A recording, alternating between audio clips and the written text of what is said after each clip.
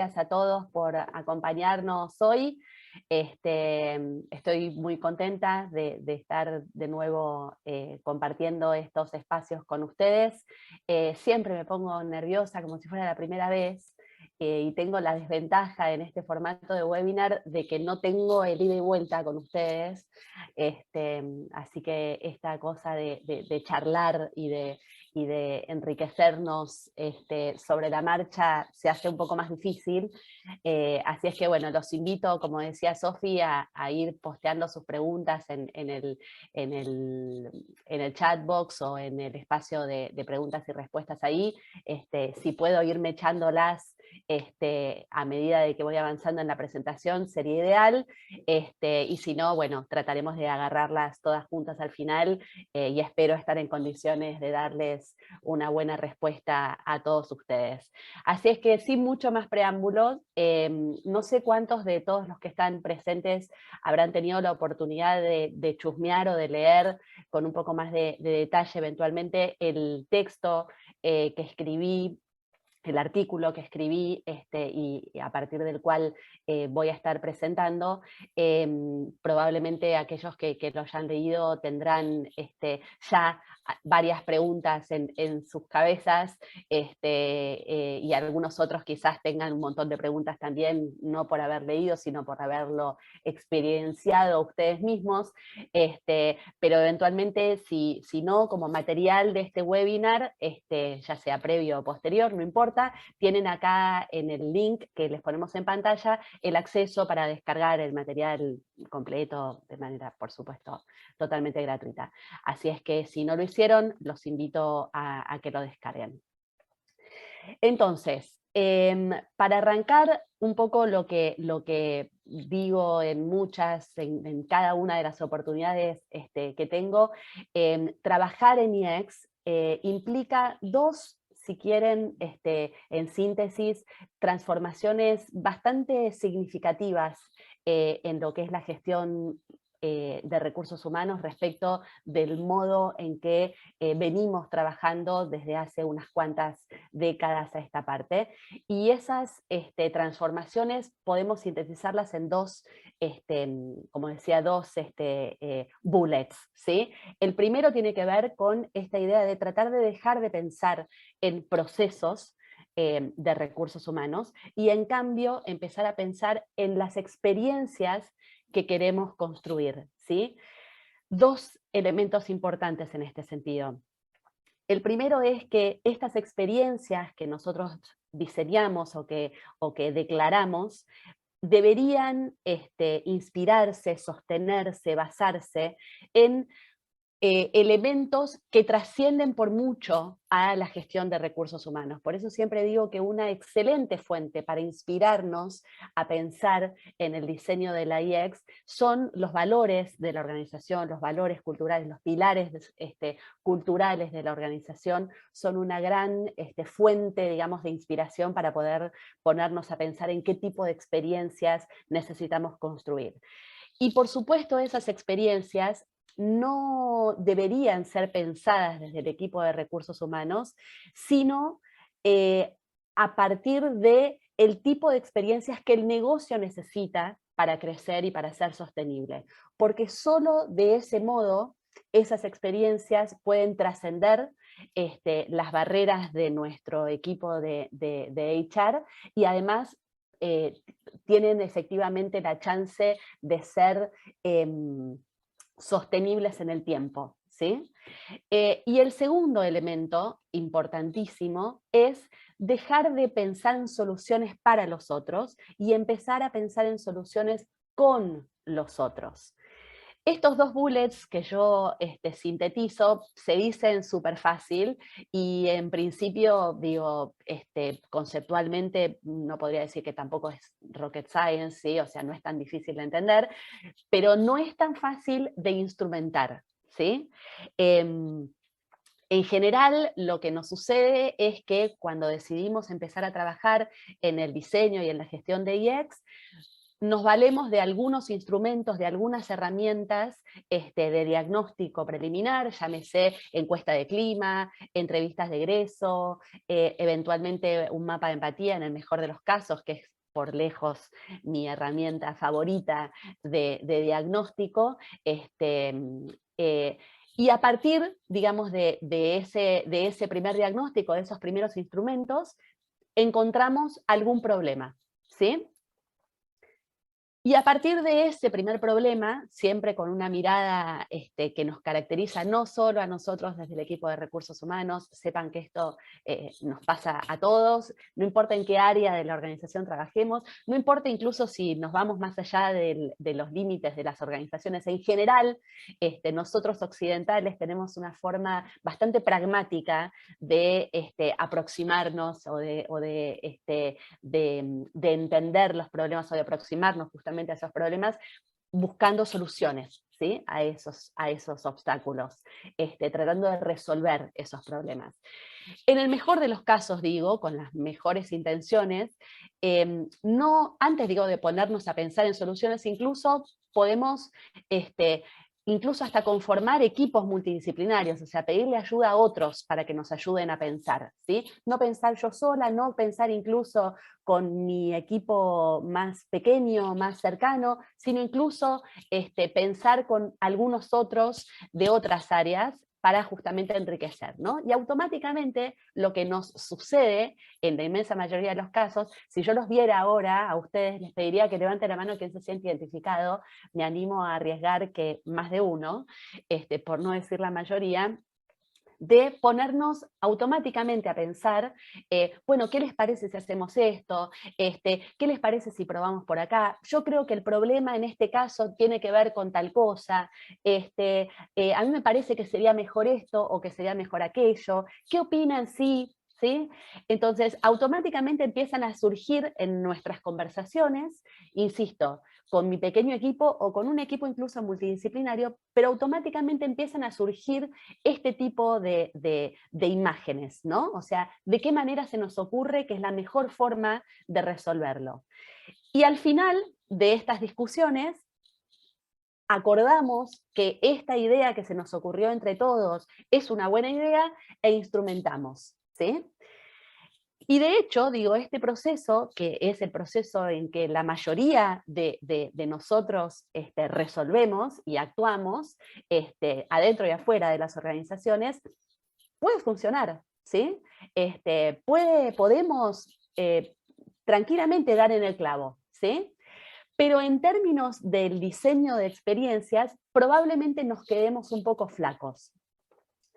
Yo les decía que podemos, digamos que lo que habitualmente sucede es que nos agarramos de determinadas herramientas de diagnóstico, encuestas, entrevistas, encuestas de clima, digo, algunos instrumentos, si se quiere, más estándar o menos estándar, como el mapa de empatía, digo, pero que nos permiten como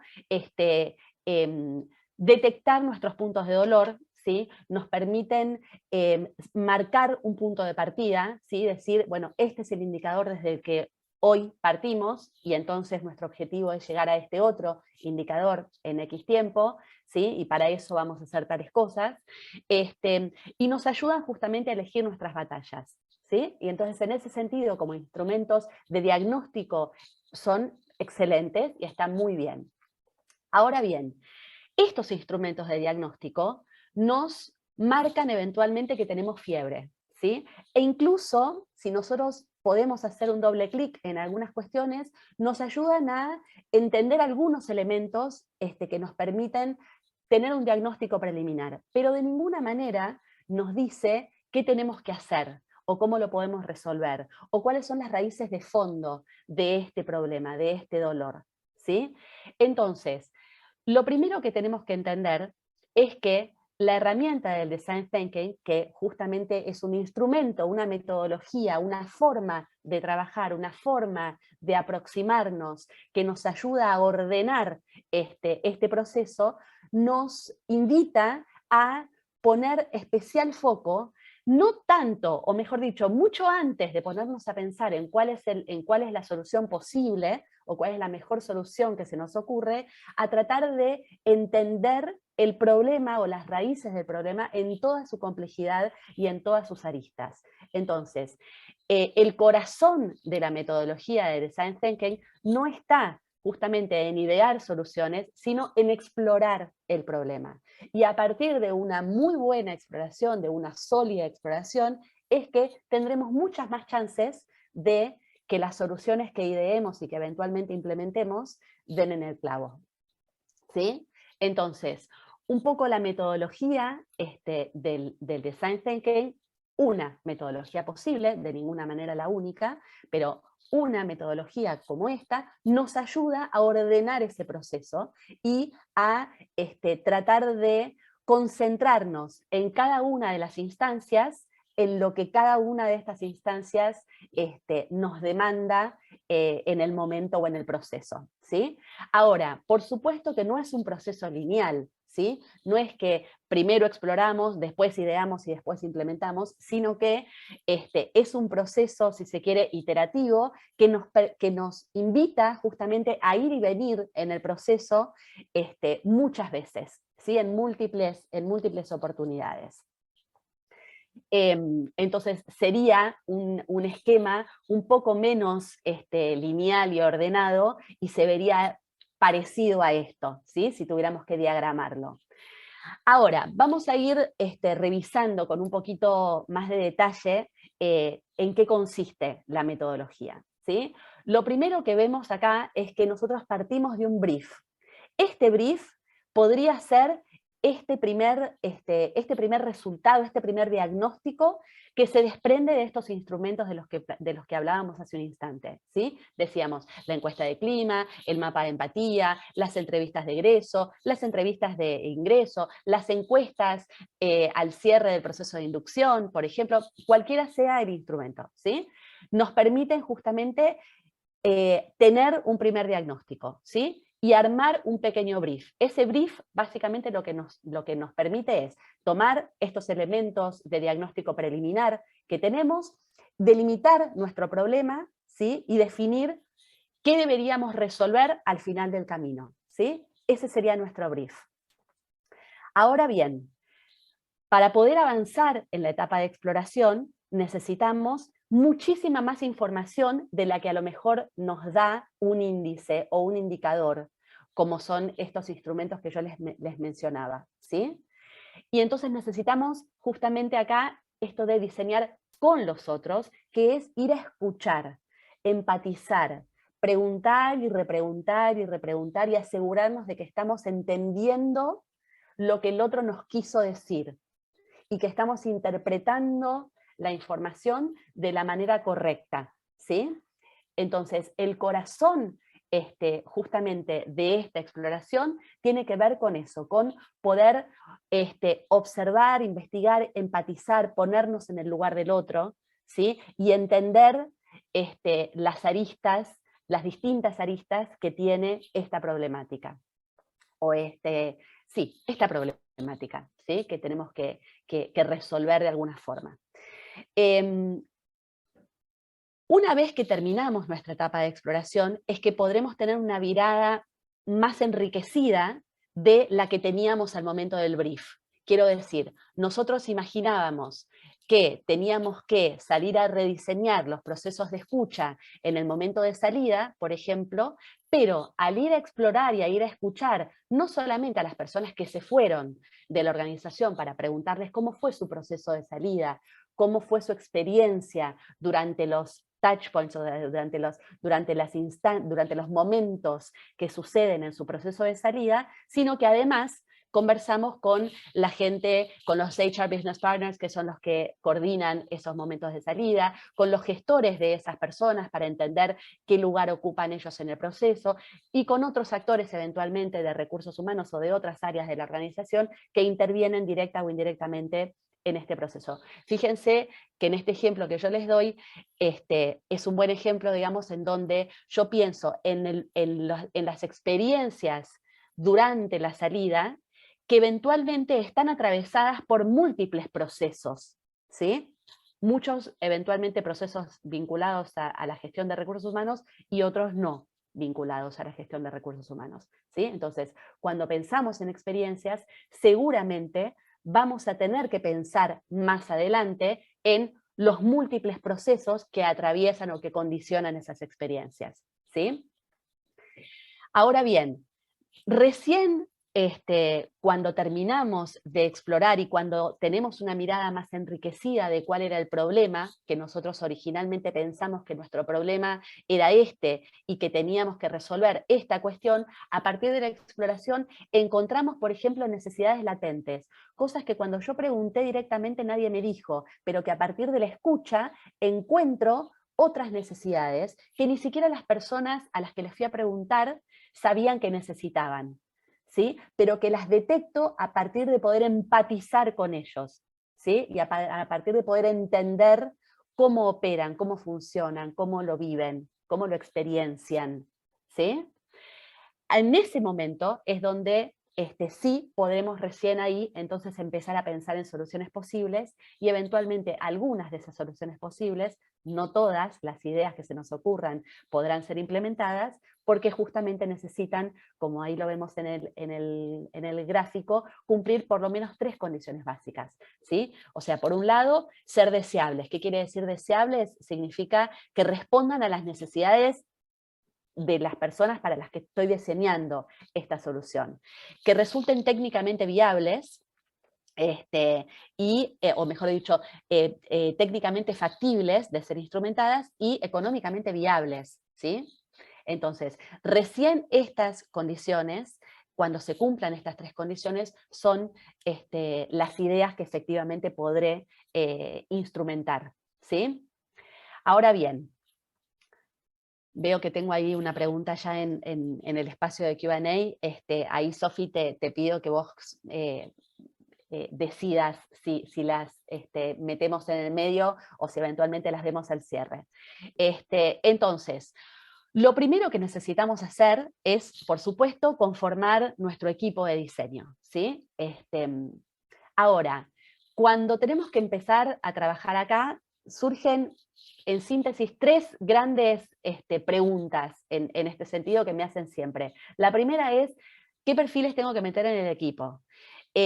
¿Necesito gente experta en este tema? O sea, ¿necesito que las personas que van a trabajar en el rediseño del proceso de salida sean los HR Business Partners, que son los que los gestionan? ¿Necesitan estar metidos acá adentro? ¿Y cuántas personas necesito? ¿Un equipo de 5, un equipo de 4, un equipo de 12? ¿Cuántas? Bueno, todas estas preguntas, que son las preguntas habituales de todos ustedes, voy a intentar responderlas hoy acá. La primera es, cuando pensamos en a qué personas sumar a este equipo, fíjense que yo puse ahí Task Force, puse Sprint, son distintas formas de llamarlo, en definitiva es el equipo que va a estar trabajando en este rediseño, y este rediseño de procesos, de herramientas, de servicios, de lo que sea que tengamos que salir a rediseñar, lo vamos a hacer apoyándonos, basándonos, valiéndonos de una determinada metodología de trabajo, que es la que yo les acabo de mostrar, que es un método porque nos indica que primero hacemos esto, después hacemos esto, después hacemos esto, independientemente de que, como les decía, no es perfectamente lineal, ni mucho menos.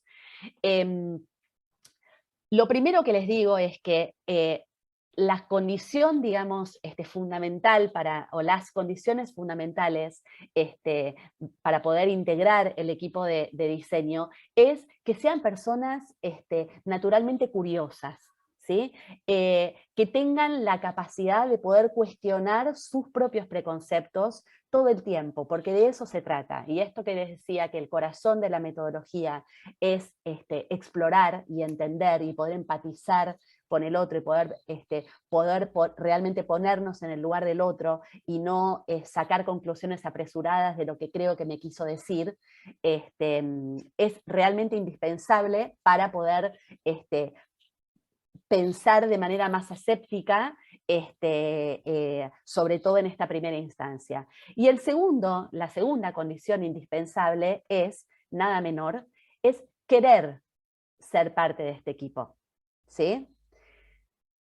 No necesariamente, en el ejemplo que yo les decía, todos los HR Business Partners tengan que ser parte de este equipo de diseño, ni siquiera sea indispensable que haya un HR Business Partner en este equipo de diseño porque son ellos los que gestionan el proceso de salida, ¿sí? Si eventualmente ninguno de los HRBPs, por el motivo que sea, porque no tiene ganas, porque no tiene el tiempo disponible, porque le encantaría pero está desbordado, porque no se siente capaz, digo, por el motivo que sea, no quiere estar en este equipo, lo mejor que podemos hacer es no convocarlo al equipo de diseño, lo que de ninguna manera quiere decir que no vayamos a ir a escucharlo en algún momento del proceso, ¿sí? Porque volvemos a la instancia, al punto, al segundo de los bullets, necesito diseñar con ellos, ¿sí? No solo con los usuarios finales o con los colaboradores para quienes tengo que diseñar estas buenas experiencias y entender qué es una buena experiencia y qué es una mala experiencia para cada uno de ellos, sino también con quienes tienen que instrumentar estas experiencias o hacer o posibilitar o habilitar estas experiencias para ellos, ¿sí? Entonces, todos los actores que intervienen directa o indirectamente necesitan ser escuchados en muchas instancias del proceso de rediseño, ¿sí? Necesitamos gente experta, y acá volvemos un poco a lo mismo que les decía. No es necesario que las personas que integran el equipo sean expertos en el tópico, en el problema o en el tema que tengamos que abordar, ¿sí? Lo que sí necesitamos es que sepan cómo preguntar y a quién preguntar, ¿sí? Y por lo tanto, que se conviertan en expertos en el método, ¿sí? En la metodología de trabajo. Cuantas más personas conozcan de qué se trata la metodología y en qué consiste la metodología y qué se supone que tenemos que hacer en cada una de las instancias de trabajo, más fácil, más ágil va a ser el proceso, digamos, de construcción y de rediseño, ¿sí? Y por último, es cuántas personas necesitamos, y la mejor respuesta que les puedo dar es depende, ¿sí? Depende de la complejidad del trabajo que tengamos que encarar. Y esa complejidad tiene mucho más que ver con con lo diverso del universo que tenemos que explorar, que con lo gran, digamos, tiene mucho más que ver con la diversidad que con la cantidad, ¿sí? O sea, si yo necesito escuchar y entender los intereses de un montón de personas, pero todo ese montón de personas se parecen muchísimo entre sí, es mucho menos complejo y eventualmente necesitaré menos manos, menos cabezas, menos orejas, para ir a escucharlas, que si tengo un universo tremendamente diverso, con intereses muy distintos y con expectativas muy distintas, ¿sí? Entonces, les puse una referencia muy genérica de entre 6 y 8 como para poder conformar un equipo de diseño, pero insisto siempre en que tomen esto con pinzas, ¿sí? No deja de ser una referencia general. Bien, entonces, acá me gustaría hacer una distinción entre técnicas de exploración e instrumentos de exploración. Las dos son indispensables para trabajar. Lo primero que necesitamos entender es que en estas técnicas de exploración, cuando hablamos de técnicas de exploración, hablamos básicamente de esto. Si yo tengo que salir a escuchar, bueno, ¿cuál es la mejor técnica que puedo aplicar en este momento para ir a escuchar a esta población en este contexto? ¿Sí? ¿Es una encuesta? ¿Es armar focus? ¿Es hacer entrevistas? ¿Es hacer un shadowing? ¿Sí? ¿Es hacer benchmark o interconsultas? ¿Es basarme en papers, en investigaciones científicas? ¿Sí? Probablemente en la mayoría de los casos la respuesta sea una combinación de más de una, ¿sí? En general, las encuestas, por ejemplo, son instrumentos súper valiosos para escuchar a un universo muy amplio y muy diverso y para poder encontrar rasgos generales, ¿sí? O sea, para poder tener como un flavor general, ¿sí? Ahora bien, las encuestas por sí solas, en la mayoría de los casos, no alcanzan, no son suficientes. Por eso yo les decía, las encuestas de clima, incluso los mapas de empatía, son herramientas valiosísimas, pero seguro, seguro, seguro, no importa cuánto pregunten esa encuesta, nunca va a ser suficiente si yo lo que necesito después es diseñar con los otros. Seguro voy a tener que ir a repreguntar. Entonces, si deciden arrancar con una encuesta, que puede ser seguro una excelente opción, no los va a eximir de tener que hacer seguramente algo más que una encuesta, ¿sí? Seguramente van a tener que complementar con entrevistas y o con focus, por ejemplo, o shadowing, ¿sí? El shadowing, que me han consultado en alguna oportunidad, el shadowing básicamente es actuar de sombra, es ir a mirar de atrás cómo lo hace el otro, ¿sí? Eh, eh, por ejemplo, si yo quiero ver, hay un ejemplo que yo uso mucho, que es el del carrito de supermercado de IGEO, que si lo googlean lo van a encontrar en YouTube. Entonces, si yo necesito ver cómo hacen las compras las personas en un supermercado y cómo usan el carrito, el changuito, en el espacio, digamos, del supermercado, lo mejor que puedo hacer es mirar cómo lo hacen. Entonces, funciono como la sombra el señor, la señora, el niño que va a hacer la compra, y miro cómo lo hace, observo cómo lo hace y tomo notas, ¿sí? En ese caso, la técnica es el shadowing y el instrumento de registro, que es la otra pata importantísima, será un diagrama, ¿sí? Unas fotos, ¿sí? Entonces, es muy importante definir en conjunto con la técnica el instrumento de registro, ¿sí? El instrumento de registro es fundamental. No alcanza, si yo digo, bueno, vamos a hacer entrevistas, ¿sí? No alcanza con armarme una lista de preguntas. Necesito construir la guía de esa entrevista. ¿Qué voy a preguntar? Primero definir, van a ser entrevistas abiertas, entrevistas semidirigidas, entrevistas grupales, entrevistas individuales. Digo, eso obviamente hay que definirlo antes y hay que diseñar instrumentos en función de esas decisiones previas que haya tomado en relación a la técnica. ¿Se entiende? Porque poder diseñar estos instrumentos de registro nos permite, como ahí se los expreso en el texto, no solamente a sistematizar nuestra propia escucha, sino también a poder sistematizar la forma de compartir esa información en la instancia posterior, ¿sí? O sea, en algún momento yo voy a tener que, primero, seguramente no vamos a ir todos a entrevistar a la misma persona, ni todas las entrevistas las va a hacer una sola persona. Seguramente, si decidimos avanzar con una técnica de entrevistas, probablemente más de una persona del equipo vayan a hacer entrevistas y a su vez van a entrevistar a las personas diferentes. Por lo tanto, es importante que todos pregunten más o menos lo mismo y que todos registren esas entrevistas en documentos que después puedan conversar entre sí, porque si no va a ser muy difícil después hacer esta puesta en común, ¿sí? Entonces, piensen cuando vayan a avanzar en este sentido en que las dos cosas son igual de importantes, ¿sí? Y el diseño de los instrumentos es fundamental. ¿Qué voy a preguntar?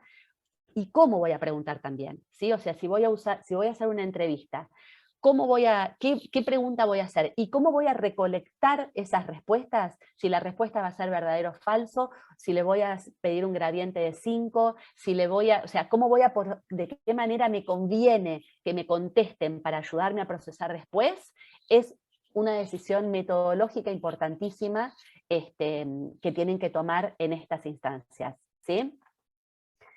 Ahora bien, recién, una vez que nos hayamos asegurado de escuchar, de empatizar y de entender a todos esos otros grupos de actores a los que hayamos decidido salir a escuchar. En este caso, como les decía, volviendo al ejemplo del proceso de inducción, no solamente voy a ir a escuchar a las personas que se fueron para que me cuenten cómo fue su proceso de salida, cómo fue su experiencia en el proceso de salida, sino que además voy a ir a escuchar a los VPs, voy a ir a escuchar a la gente de administración de personal, voy a ir a escuchar a la gente de MIS para ver cómo procesan los resultados de los instrumentos que hoy existen para eventualmente después generar los reportes y las curvas que eventualmente vayamos a mirar, ¿sí? O sea, necesito ir a escuchar a distintos grupos de actores y luego de que entre todos salimos a explorar, tendremos que volver a encontrarnos y poner todas las cartas arriba de la mesa. Es importante también recordar que en esto de poner todas las cartas arriba de la mesa, necesitamos asegurarnos de de poder distinguir qué es una opinión y qué es un dato. ¿Sí? Acá yo les decía que arrancamos con la etapa de ideación, esto de poder distinguir qué es opinión y qué es un dato, la técnica de Bono, de 6 sombreros para pensar, una técnica viejísima, no tiene nada de novedosa, recontra mil usada, pero digo, la técnica de los 6 sombreros para pensar de Bono un poco nos ayuda en este sentido, ¿sí? O sea, si yo estoy dando una opinión o estoy compartiendo una sensación, estoy usando un determinado sombrero, que es el rojo, y si estoy dando datos e información precisa, estoy usando otro sombrero. Entonces, poder distinguir entre opinión y dato, entre emociones y datos efectivamente relevados que me dijo fulano de tal, es muy importante para poder ordenar justamente toda la información que entre todos los integrantes del equipo de diseño salimos a relevar y salimos a explorar, ¿sí?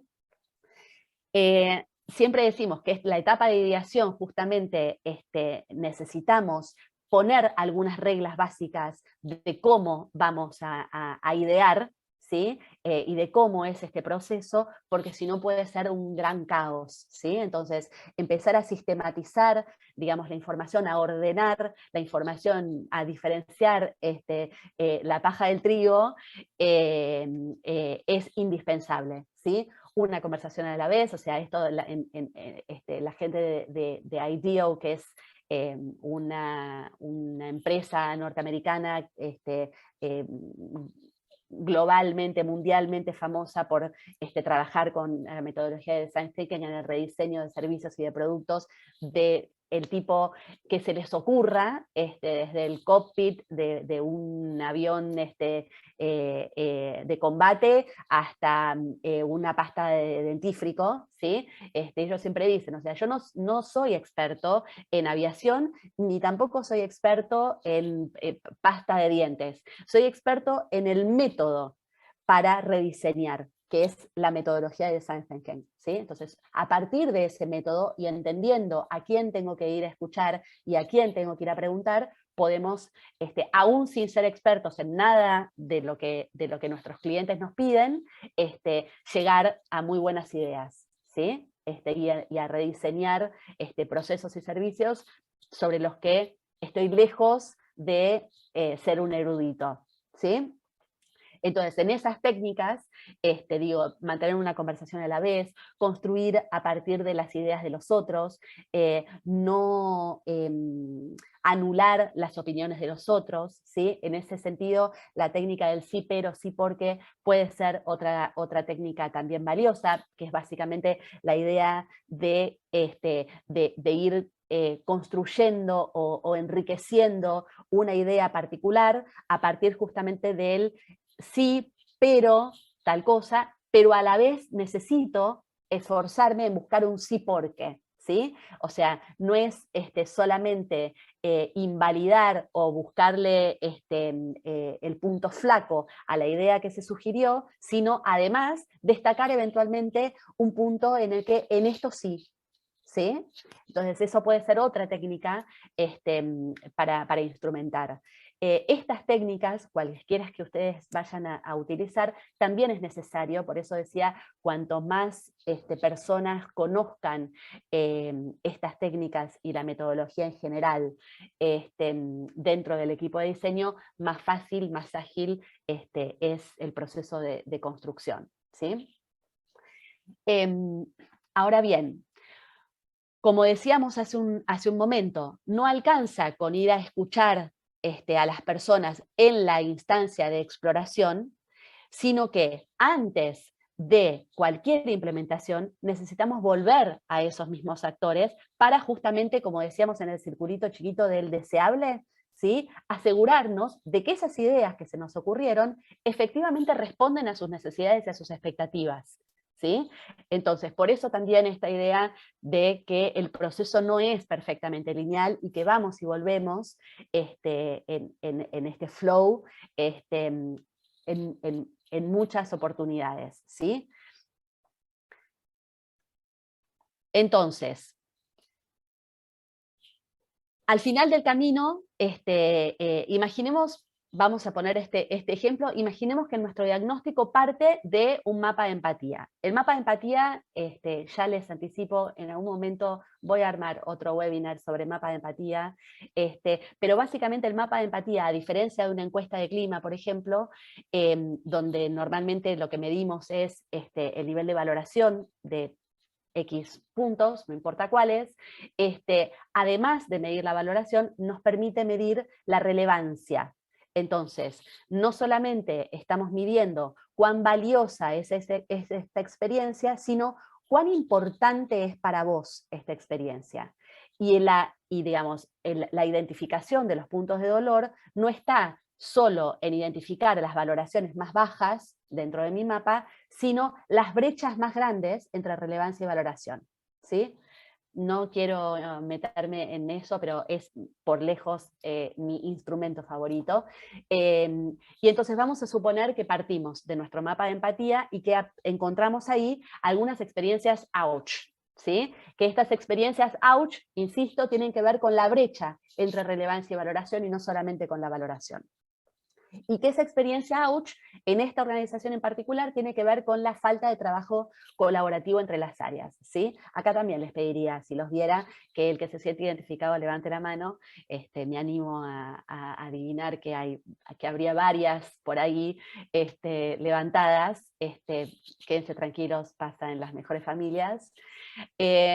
Y que a partir entonces de este primer diagnóstico, trabajamos en la búsqueda de soluciones posibles, ayudándonos en la metodología de Design Thinking, que es la que acabamos de revisar, y implementamos un dispositivo X que se nos ocurrió para tratar de favorecer este trabajo colaborativo entre dos o más áreas en particular, que es donde decidimos poner foco en este momento, ¿sí? Ahora, la pregunta del millón: ¿sirve o no sirve este dispositivo nuevo que instrumentamos? ¿Funciona o no funciona? ¿Mejora o no mejora la falta de trabajo colaborativo? La falta de la valoración en relación a este punto sobre la falta de trabajo colaborativo entre las áreas, ¿sí? ¿Cómo lo vamos a medir? ¿Sí? Lo que normalmente sucede es, un poco también vicios de nuestra gestión tradicional de recursos humanos, es hacer encuestas, ¿sí? Es hacer nuevas encuestas. Y en esas nuevas encuestas también muchas veces, incluso siendo conscientes de esto y tratando de evitarlo, tratamos de preguntar varias cosas, ¿sí? Para tratar de tener la mayor información posible, ¿sí?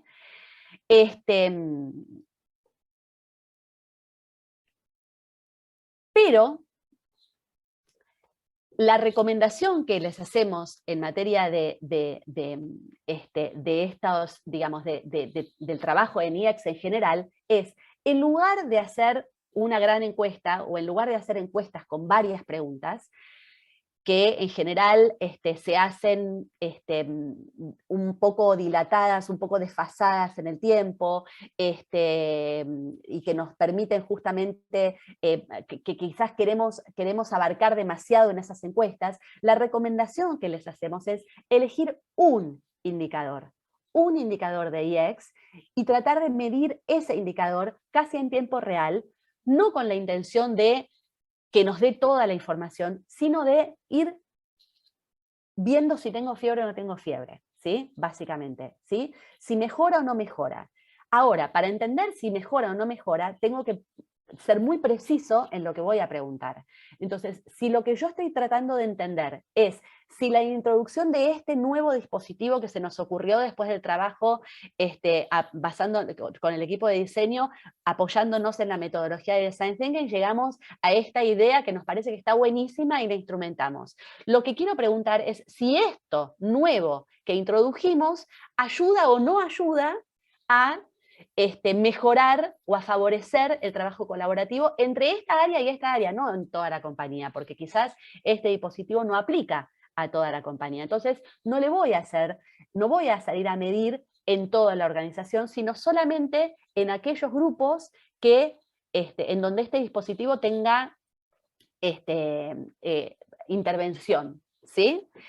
Entonces, ese dispositivo, o ese indicador, mejor dicho, en este caso en particular, podría ser el PES, que es el People Effort Score, que básicamente es el indicador por excelencia para medir cuán fácil o cuán difícil se la hacemos a la gente a partir de un instrumento, de un proceso, de una herramienta particular, ¿sí? Entonces, en este caso, lo que decimos es, el PES no deja de ser un scoring, ¿sí? En donde algunos indicadores suman, algunos indicadores restan, y la resultante nos da un índice, un indicador, ¿sí? En este caso particular del ejemplo que les cuento, la única pregunta que yo haría es, ¿cuán fácil te resulta trabajar de manera colaborativa con X área a partir de este dispositivo?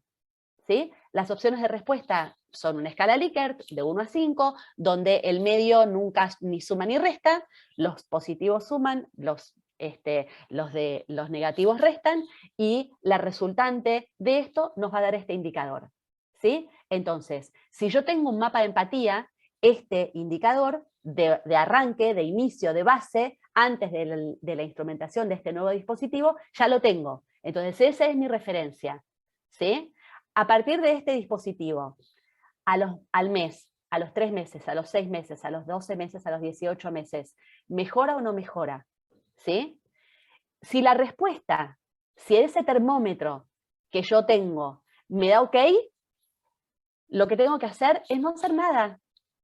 Eventualmente avanzar con otro proceso que seguramente, o con otro punto de dolor, o con otros dispositivos que pueden o no parecerse a este dispositivo, que procuren favorecer el trabajo colaborativo de otras áreas que a lo mejor no estaban contempladas en esta. Y si eventualmente el termómetro nos da mal, lo que tengo que hacer es recomenzar, volver a explorar, porque evidentemente hay algo que no detectamos en el proceso de exploración inicial y por lo tanto necesitamos ajustar. ¿Sí? Así es que tanto como eso es lo que traje hoy para compartir con ustedes. Veo que tengo ahí unas cuantas preguntas que ahora seguramente Sofía nos leerá. Pero si eventualmente alguno se tiene que ir o no tenemos el tiempo suficiente para responderlas a todas, yo los invito a que no dejen de escribirme, me mandan un DM en LinkedIn, que ahí tienen los datos, y yo les prometo que les contesto. Tengo como un TOC, que no puedo dejar las cosas pendientes, ¿viste? Así que yo les prometo que si ustedes me escriben, les voy a contestar, ¿sí? Así es que espero que les haya servido y haber cubierto sus expectativas. Les agradezco muchísimo a todos por acompañarnos y por haber estado presentes esta mañana de hoy. Bueno, muy bien. Si te parece, avanzamos con las preguntas. Y repito, como dije al inicio, quienes deseen hacer su pregunta en vivo, los invitamos a levantar la mano y los habilitamos a hablar. Si no, vamos avanzando con las que tenemos. Bueno, Gabriel había preguntado de qué se trataba el mapa de empatía, ahí en un principio cuando lo mencionaste, pero después le diste lugar un ratito a esa explicación. Sí. A Gabriel, yo te prometo, Gabriel, que en mi lista, en mi wish list, escribir otro artículo sobre mapa de empatía. Así que en cuanto mi agenda más o menos me lo permita, te prometo que te entrego otro. Igual más o menos lo explicaba hoy, ¿no? O sea, no solamente mide la valoración, sino también la relevancia, y eso es lo que nos permite entender si un punto de dolor es efectivamente un punto de dolor. Porque no es un punto, les pongo un ejemplo pequeño. En un mapa de empatía reciente que hicimos para una empresa del agro, una de las muchos puntos de los touch points, digamos, que medimos, tenía que ver con, es una organización que hace muchas actividades de integración para la familia, del Día del Niño, del Día de la Familia, del Día del Agrónomo, etc. Y cuando salimos a medir, entre muchas otras cosas, el grado de valoración que nos daba ese punto era altísimo, ¿sí? Altísimo grado de valoración. Pero la relevancia quiere decir, ¿cuán importante es esto para vos? ¿Sí? En términos de tu empleo ideal, ¿cuán importante es esto para vos? La relevancia era bajísima. Entonces, si yo solamente hubiera visto la valoración, yo te diría, esto es una experiencia wow. ¿Sí? Ahora, si yo veo esa valoración altísima en relación con la relevancia, que es bajísima, no tiene ningún sentido destacar esto como una experiencia wow. ¿Sí? Porque en realidad es una experiencia que está buenísima, pero que no me mueve la aguja para ningún lado. ¿Se entiende? Entonces, eso es lo que nos permite el mapa de empatía, mirar las dos cosas de manera simultánea y poder sacar conclusiones respecto de si algo es o no es una experiencia wow, una experiencia ouch o un punto de dolor en relación a la otra y no por sí sola. Ya me recontraanticipé, ya les escribí así oral. Muy bien. Ahí Gabriel por el chat agradece la respuesta, dice que fue súper clara. Súper. Muy bien. Bueno, Mariano dice, hola Samantha, ¿podrás contar algún caso en donde no hayas recibido buena predisposición de las personas para llevar adelante el proceso? ¿Cómo lo resolvieron? Cambiando el equipo, básicamente. Sí, me ha pasado. En general, lo que, por lo menos en la experiencia, digo, lo que pasa muchas veces es que las personas son convocadas a integrar el equipo de diseño y hasta que no están en la cancha, no terminan de entender muy bien de qué la va, o sea, qué es lo que se supone que tienen que hacer, para qué están, en qué consiste su trabajo, y qué les demandará ese trabajo. Por eso yo les decía que hay una condición sine qua non que tienen que cumplir los miembros del equipo de diseño, que es querer ser parte de este equipo de diseño. Y querer está condicionada por un montón de elementos. Entre ellos, mi agenda. Por muy copada que sea la convocatoria, si yo estoy explotada y realmente no tengo posibilidades materiales de hacerlo, es mejor que no me suba. Y es mejor saberlo el día cero.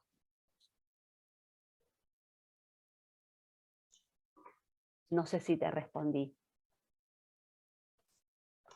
Bueno, Mariano, te invitamos a escribirnos por el chat. Eventualmente sí, si me querés O por repreguntar. LinkedIn, o por levantando la mano si necesitas alguna aclaración más. Después Laura nos pregunta, dentro del equipo, ¿debe haber un o una facilitadora? A ver, hay al menos una persona tiene que conocer perfectamente bien la metodología, porque la metodología del design thinking, ¿no? Porque si no va a ser muy difícil guiar el trabajo, orientar el trabajo. Yo siempre digo, o sea, no es rocket science, ¿sí? O sea, si lo hago yo, lo puede hacer cualquiera. Digo, no es que necesiten tener conocimientos extraordinarios, pero alguien necesita conocer la metodología y tratar de, porque créanme que irse por las ramas y saltar directo a la búsqueda de soluciones les va a pasar 200.000 veces en el proceso. Y si no hay alguien que tenga muy en claro que no es momento de buscar soluciones, que necesitamos ordenarnos, que necesitamos priorizar y que necesitamos despojarnos de los preconceptos o tratar de evitar llegar a conclusiones apresuradas, porque no es eso lo que tenemos que hacer en esta instancia, si no hay alguien que los encauce en ese sentido, se va a desmadrar 1000 veces. Muy bien. Bueno, otra pregunta por acá dice, ¿uno podría iterar eternamente y bloquearse al momento de avanzar en un proyecto? ¿Cómo se evita caer en estos bloqueos? Ok, a ver, lo primero que me gustaría señalar ahí es que iterar no es solo pensar, no es solo imaginar posibles soluciones, también es instrumentar, también es implementar. Implementar es parte de iterar. Si chusmean la página de Ten Pines, que es una empresa de tecnología, hay un dibujito que a mí me encanta y que se los he robado en más de una oportunidad para ilustrar esta idea de iterar, que básicamente nos dice, si yo necesito construir un auto, ¿sí? El proceso tradicional me dice que primero pongo el chasis, las ruedas, después pongo la carcasa, después pongo el motor, después pongo el interior del auto y al final tengo un auto. Pero en el medio no tengo nada, ¿sí?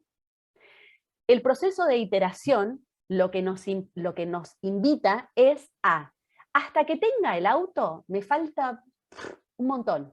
Entonces, hasta que tenga el auto, en lugar de viajar en bondi, bueno, tengo una patineta. Y después capaz que tengo una bici. Y después capaz que tengo una motito. ¿Sí? Entonces, el proceso de iteración tiene que ver con eso, con avanzar y concretar pasos más cortos. ¿Sí? Avances parciales, que quizás no cumplen con el 100% de lo ideal, pero que nos ayudan a ir construyendo escalón por escalón, ¿sí? Tratando de que cada uno de esos escalones tenga una funcionalidad en sí misma, no que sea solamente una parte de, sino un canal para. ¿Se entiende la idea? ¿Sí? Entonces, si lo pensamos de ese modo, si lo pensamos en este sentido, digamos, de que iterar no es quedarnos en pensar soluciones o en bosquejar soluciones, sino en instrumentar, al menos de forma parcial, algunas soluciones, estamos saliendo de ese loop que mencionaban. ¿Se entiende esta idea? El dibujito de Ten Pines, si lo quieren googlear, por lo menos hasta hace un tiempo que lo chusmeé, todavía lo tenían en su página web, me parece que está buenísimo. Muy bien. Y la última que tenemos por ahora es, antes de avanzar con la implementación, habría que salir a validar con las personas para las cuales estamos diseñando si estamos bien orientados con la propuesta. ¿Cómo podríamos hacerlo? Exactamente. Volviendo a preguntar, y ahí lo mejor que podemos hacer es, o un testeo, ¿sí? O un testing. Mira, se nos ocurrió esto. ¿Qué opinas? ¿Cómo lo harías? ¿Cómo lo ves? A ver, mostrame, ¿cómo lo usarías? ¿Sí? Las técnicas las técnicas ahí son las mismas que hubiéramos podido usar en la instancia de exploración. Pues, no te diría una encuesta, probablemente no, pero shadowing sí, entrevistas sí, focus sí. Muy bien. ¿Sí? Y acá tenemos... Perdón. Sí. No, que iba a decir, hablé de focus y a lo mejor no no me pude explayar mucho antes. Digo, un focus, recuerden que no es una entrevista grupal, ¿sí? O sea, un focus no es siento a varias personas alrededor de la mesa y les hago una serie de preguntas, sino que un focus básicamente implica darle una consigna a estas personas a las que siento al lado de la mesa y observar cómo resuelven esa consigna. Aunque la consigna sea discutamos sobre tal cosa, debatamos sobre tal cosa, ¿sí? O una pregunta abierta, ¿qué opinan sobre esto? ¿Sí? Digamos, el focus justamente es una consigna. Bueno, la consigna en este caso podría tranquilamente, por eso digo, como implica poner a las personas en acción y observarlas en acción, un focus para validar o para testear los diseños antes de la implementación puede ser un excelente instrumento, una excelente técnica, perdón. Muy bien. Y acá tenemos una más de Mariluz que dice: hola Samantha, ¿qué consideras clave tomar en cuenta en la priorización de iniciativas para un IX resultantes de la fase de ideación? Y segundo, matriz factibilidad, impacto, experiencias, ¿es la más utilizada? ¿Sugieres otras? A ver, vamos por partes, a ver si entiendo la primera parte. ¿Me repetís la primera parte de la pregunta, Sofi, porfa? Sí. ¿Qué consideras clave tomar en cuenta en la priorización de iniciativas para un IX resultantes de la fase de ideación? Bien, primero, si en la fase de ideación,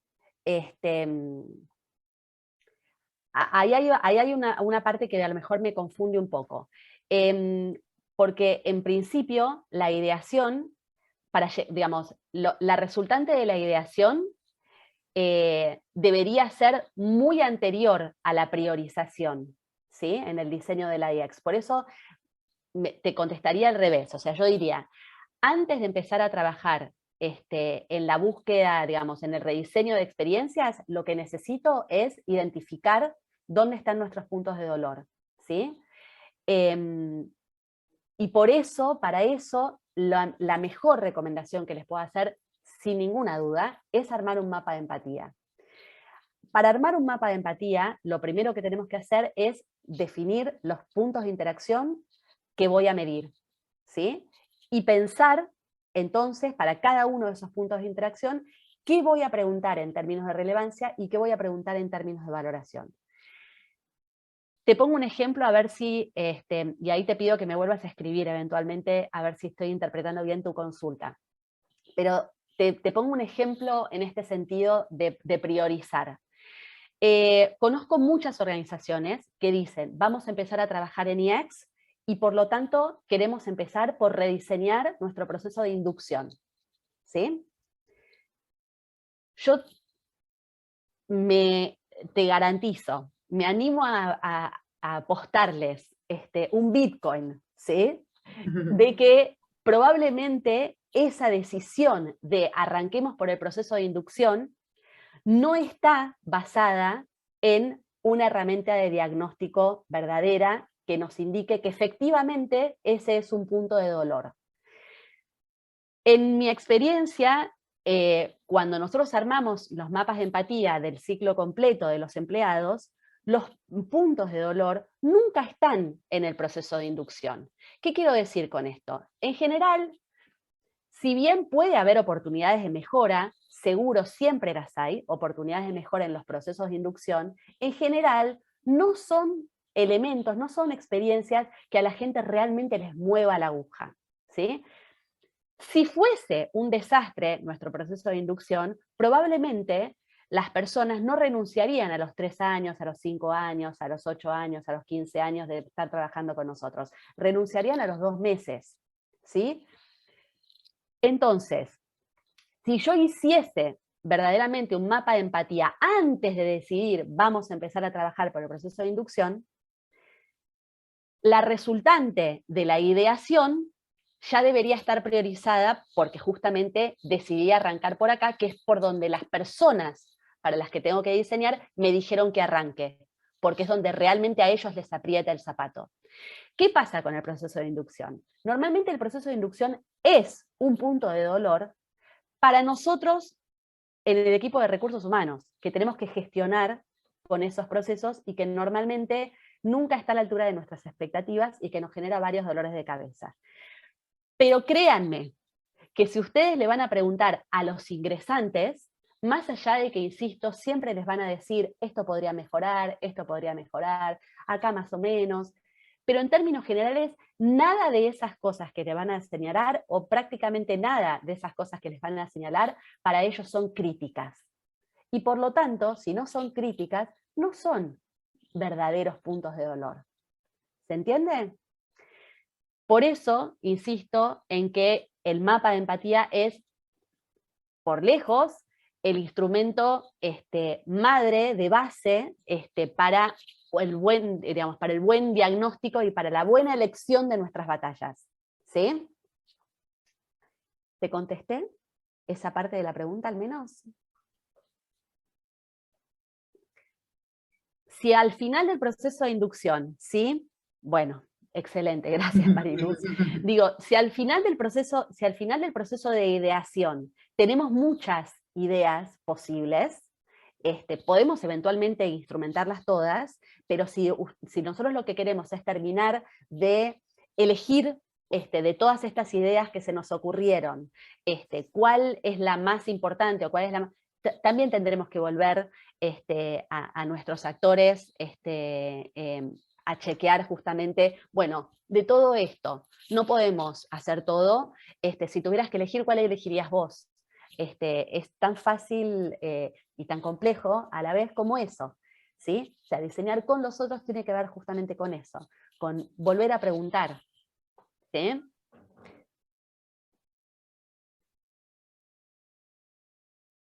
Bueno, muy bien.